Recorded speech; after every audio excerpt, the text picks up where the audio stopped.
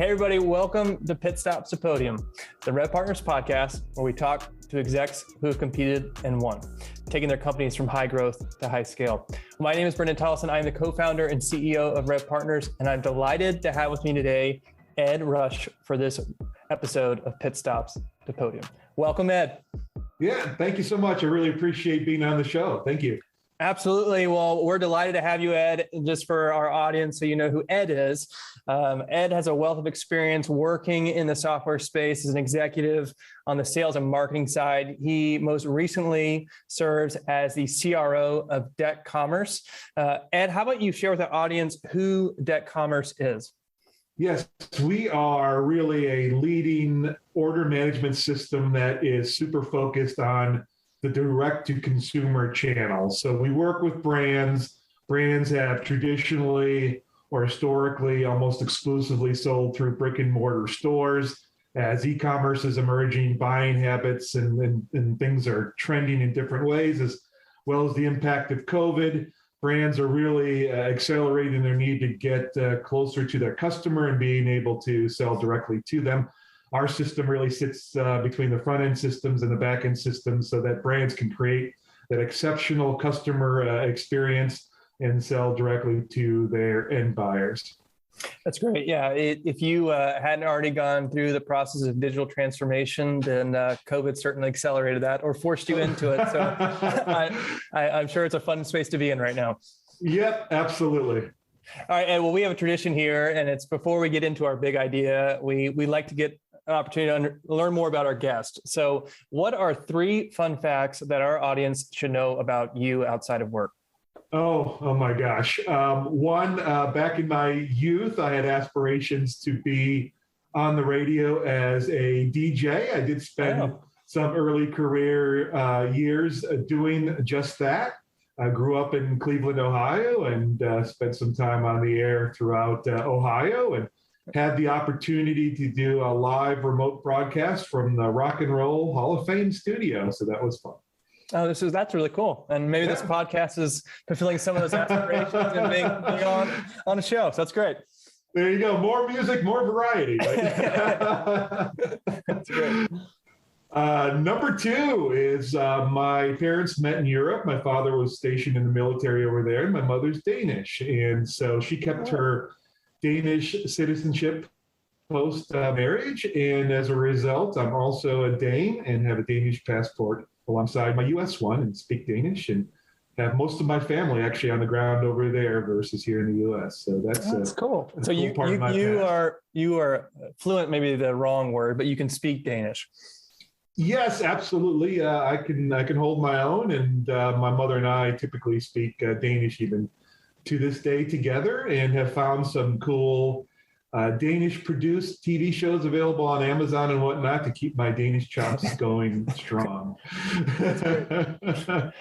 All right, that's great. So you were a aspiring DJ. You were a dual citizen with Denmark. And what's the 3rd fun fact?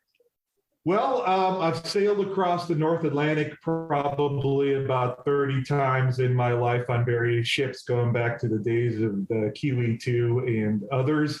It's really born out of the fact that when my parents moved over here from Europe after they got married, my father was a teacher. My mother was and is a nurse, and in the early years couldn't practice nursing in the U.S. until getting certified. So she hated to fly and loved the ocean, being a Dane and a Viking.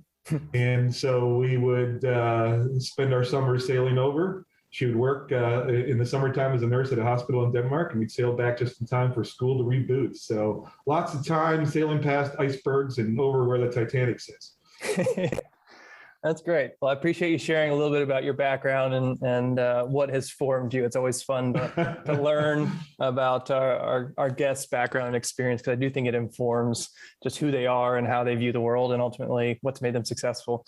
Well, Ed, let's transition to our big idea. I mentioned kind of in the introduction that you've had experience working in a handful of high growth technology companies. And so I think you're a great voice to speak into this whole idea. When we talk about inflection points of a scaling scaling business. There are different phases and seasons that go through, or that a company goes through. And I think the natural temptation is to do whatever worked in the past into this next stage. And so I love to talk about this idea of like reimagination and being creative and nimble and innovative during these certain inflection points. And so maybe as we start, before we kind of get into these different phases, how about you give us an idea of, why there's that temptation, and what is in your mind, what are those different kind of phases that we want to look at today? Sure. So based on my experience, I've worked for more startup oriented organizations, sub 10 million, trying to really get their go to market commercial chops underneath them and prove that this concept that early adopters have bought into is something that is market ready for a broad swath of buyers, and that you can sort of take the company to the next level. I've also worked more on the mature side of the business, where companies have broken through that $125 million mark, have penetrated their original markets really well, and then have come to the realization to continue on a higher growth trajectory, they got to find new adjacents to get into and have work points in between. But from my view, I sort of look at it from three different tiers: that startup, $0 to $10 million in ARR software spend. Once you hit $10 million, there's a different sort of playbook and tempo that you need to operate from in order to go from 10 to that $50 million mark. And then once you break that $50 million mark and have ambitions to get into that three figures, it requires you have a different sort of set of plays and a plan to execute on that. Yeah, I like that. So let's think about it kind of, let's talk about those three different inflection points. We talked about 0 to 10, 10 to 50, and then 50 million above. So let's park in that first kind of crazy season, if you will. You talk about that startup, that 0 to 10 million. So what are the things that an executive should be thinking about, what you've experienced in that season as it relates to being kind of creative and driving a demand gen engine? Yeah, I think the reality is as companies are in those startup phases, you've got founder-led selling, you're using a lot of sort of guerrilla tactics and other ad hoc things in order to gain the attention of some of those early adopters and try to scale the pursuit of new logos. I think new logos and getting more into the fold is sort of the number one ambition. You're not necessarily thinking as much about account management and expansion and cross-sell efforts in those times. And then you're finding sort of key people on a lean team that are able to engage prospective buyers, have skills at being able to close and find those new adopters and bring new logos in the fold. Oftentimes I've found that in those situations, you actually have sort of a collection of folks that are aligned around proving the concept out, getting new logos in the door, and running the plays they need to run, perhaps more unconsciously competent than consciously competent, that start to prove as the winning plays, and then you just start getting lasered in on repeating those over and over again. As you start to get into that $5, $6, $7 million mark, what I've found is that the companies that can sort of get into that next tier are starting to proactively think about scaling the business and realizing that what's gotten you to that point isn't going to be enough to get you to the next level, and you start to have to proactively prepare the organization for running forward a different mindset. So you talked about kind of at that $5 to $8 million mark, whatever that kind of band is, there that requires you to pivot a little bit or rethink. Are there some common pitfalls that you've seen where it's caused a company to not be able to get past that mark? Yeah, I think one is just continuing to do what we've done and being solely reliant on the things that got you from that 0 to 7 to 8, and not taking the time to step back and think, okay, what are the patterns in our success to date that we need to start to formalize? How do we start to expand the group of people who are able to run these plays then starting to proactively think about putting in processes and documentation and RevOps models and all the types of things that you would need to do so that you can equip other people to be consciously competent to help you scale the business above and beyond sort of those early folks in the trenches in the early days, perhaps doing a lot of good things and aren't necessarily consciously competent about what that even looks like. So taking a moment to see the patterns, understand the things that are working and working on a regular basis. How do you formalize those things? And how do you package them in a playbook and align sort of additional people and processes around your organization so that you can prepare and teach others to be able to do the same so that you can start to gain success across a wider variety of contributors than the folks on the early days that are standing up the organization. Yeah, it reminds me, we had Rob Foreman on a previous podcast. Rob is the co-founder and president of SalesLoft. And one of the things that he talked about, which is a different topic, but I think there's a theme that's really important here, which is around leverage. Mm-hmm. And what I hear with like leaders is you're moving in this kind of early stage. It's very much an entrepreneurial mindset, and rightfully so, because you're trying to figure it out. And it's, in some ways it's survival, but when you transition to what you're describing, the leverage you get is how do you move beyond yourself, and how do you create the systems and the processes that allow you to actually build the team where it's not relying on you or dependent on you, but you have others that are really driving the business. So I really like that idea. So Ed, let's transition into kind of that next phase for those that have been fortunate to get out of that 0 to 10, and now they're moving into that 10 to 50. So they've got at least product market fit, I would assume. You've got a team that you're building. What are the kind of key ideas or things that you are mindful of in that $10 to $50 million range as it relates to how to be thinking about building the business? Yep, I believe that focus drives results. And a dumb thing that I say that resonates is you need a relentless focus on focus. Yeah. And so the easy thing to do is to keep plowing more onto the list. We got to do more of this. We got to add that. We got to add these 3 things. We can now, perhaps with our new financial partner and funding, add these other capabilities to the business. But the real sort of secret in this success is not necessarily coming up with a list of all the new and additional things you're going to do, but also being very intentional about the things that you're going to stop doing.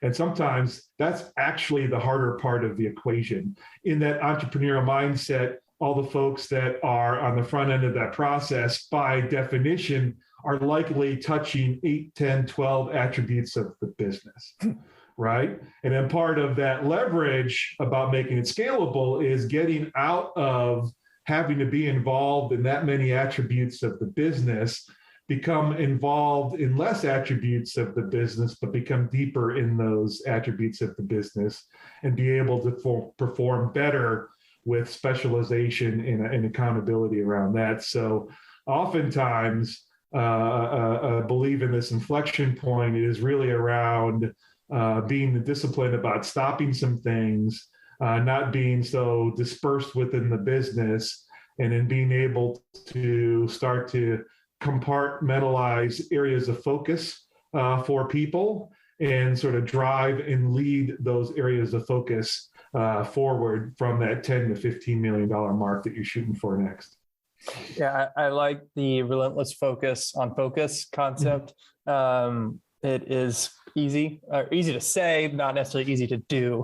And I think one of the benefits of focus is that it creates clarity and ultimately creates alignment. And if the hard part is, especially if you have that entrepreneurial mindset, is you want to do everything, but when you try to do everything, you don't do anything well. Exactly. And I think that's absolutely true. And just also the focus, the fear. I mean, we've talked about this a lot within our organization and people I talk to. It's just there is a fear that you are missing something that you feel like you should be doing. But when you actually focus, it expands, it narrows your focus and allows you to execute flawlessly, which I can certainly appreciate. Yeah, when you're 10 people, you know everything about the business, right? You're informed and everyone's talking to each other. You go to 50 people, and you can't keep doing that. And never mind looking forward and going to 100 people, 150 people, and perhaps ultimately thousands. And so that really, I think, is a discipline of reimagining the business that is key to success. And then what comes along with that too is as you get these areas of additional focus, you got to modify your KPIs, your dashboards, and the things that you're going to measure accordingly to drive the behaviors you want in these more focused lanes. And that 0 to 10, it's all about bookings, new logos, and 10 to 50, now it's around, velocity and, build of pipe, and how are you pulling stuff through, and how are you pulling the levers around conversion rates and getting, new audiences in the door in ways you haven't prior and whatnot. That's a different sort of conversation than just by hook or crook getting those wins in. Yeah, it sounds like in phase one, if I were to distill that down, it's like run hard from 0 to 10. And then when you're getting into this 10 to 50, it's like run smart. So creating some discipline around how you're actually going to market, which makes a lot of sense. And so let's transition, Ed, into this third phase. There are more phases, of course, but I mean, the 50 million plus is a very different animal than that 0 to 49. So as you've got kind of that product led, you're starting to build these predictable, repeatable processes. What does it look like when you get to that 50 million plus inflection point? If I had to summarize it, it's really about that cross-functional trust that you need to build in the organization, continued lanes of focus and responsibility and accountability will continue to build out as the organization grows. Things from a go-to-market perspective that you might have been involved with from start to finish is no longer viable with the volume and the expansion of the business.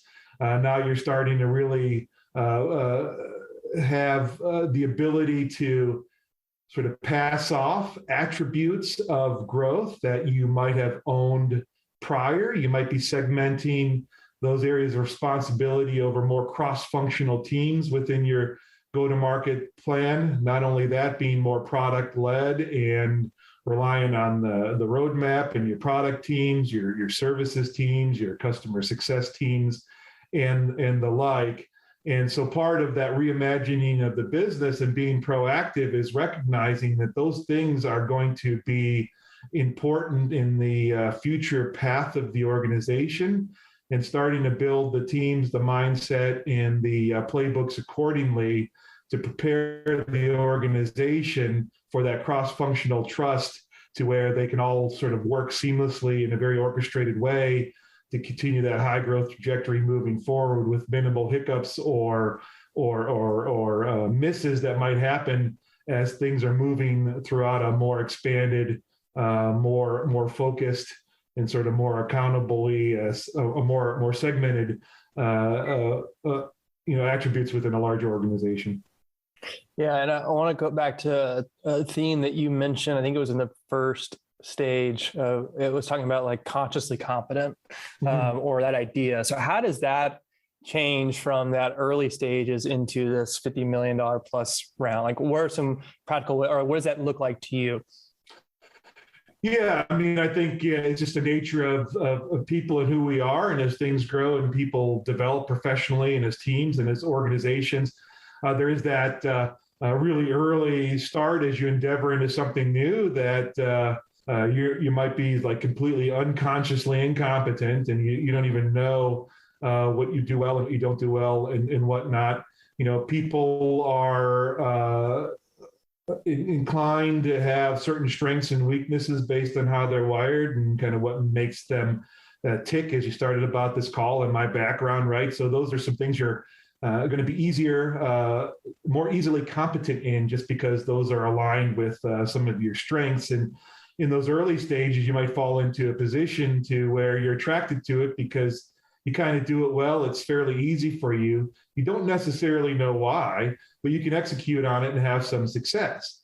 Well, that success is only going to be limited in your ability to put in so many hours in a day and touch so many things over the course of that day, week, or month.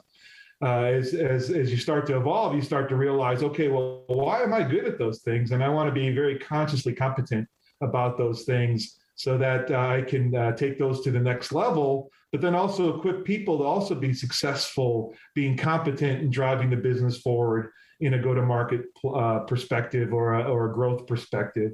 And then ultimately, the more people you can get into your organization that become consciously competent in their areas of focus, the whole thing kind of comes together in an orchestrated way to exponentially take your growth trajectory to the next level.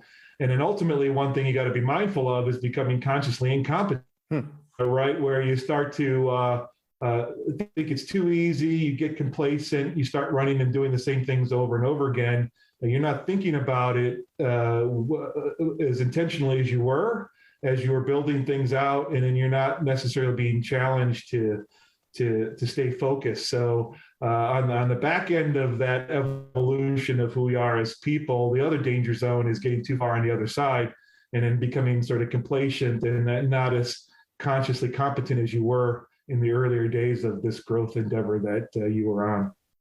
Yeah, I find that really encouraging. And the reason, and thinking about our audience, and we were talking this whole idea of these inflection points, and it's really around like you have to evolve and you have to rethink it in order to not only to survive, but to thrive if you want to hit these different gates. But there's also an element of that, because at the end of the day, the business is made of people. And so as an individual moving from this competency concept, there's an intentionality here. And what I'm hearing you communicate is to get to these different stages, we can grow into these roles. So it's just a matter of us understanding what's required and then developing into those leaders that are necessary at these different stages. Because I think one of the temptations or concerns or fears is, well, I'm only able to do that 0 to 10. But what I'm hearing you say is it's just a mind shift and understanding what's required and being proactive and taking initiative in those different areas. Yep. It's throughout history, the things that you do to be successful work until they don't, right? And these inflection points are those times where things that have worked in the past might not necessarily carry you forward. Be conscious of that, proactively address those things.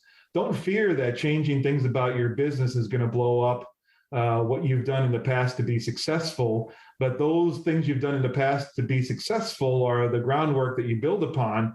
And these new ways of developing yourself and your business and the teams that you lead is really on building a new way of adding success to what you've already done in the past. So one of the things from a high growth perspective and the successes I had in the past can be summed out, in really thinking about finding more ways to win. So in the earlier phases, you might have one really good way to win. You haven't figured out that there's 2 or 3 other ways to win. From that 10 to 50, part of that conscious competence is getting more people equipped to run the plays. In that way, you found out to win, but then you're also developing 2 or 3 different other ways to win that you haven't leveraged in the past. And then you get into that $50 million plus mark, your repertoire of ways to win the game is much more holistic, and you might have you should have several levers to pull in order to be successful. That's great. Well, Ed, I want to be respectful of your time. This has been a really fun conversation. I love learning from you just based on your experience, these different inflection points within a growing business from 0 to 10, 10 to 50, 50 million plus. There's a lot of great nuggets in here. And I particularly like the conscious competency aspects. I think it's a really poignant topic. So Ed, in terms of practical next steps, what are ways in which our audience can both engage with you as well as Deck Commerce? Yeah, super. I'm on LinkedIn, just linkedin.com/Ed Rusch. It's RUSCH. Deck Commerce is also on LinkedIn. Invite folks to follow our company feed there, and deckcommerce.com. Excellent. Well, Ed, thank you again for coming by for this episode of Pit Stops at Podium. Really enjoyed your insights and can't wait for our audience to learn more from you. I really had a lot of fun being on the show. Thanks for having me. Thank you.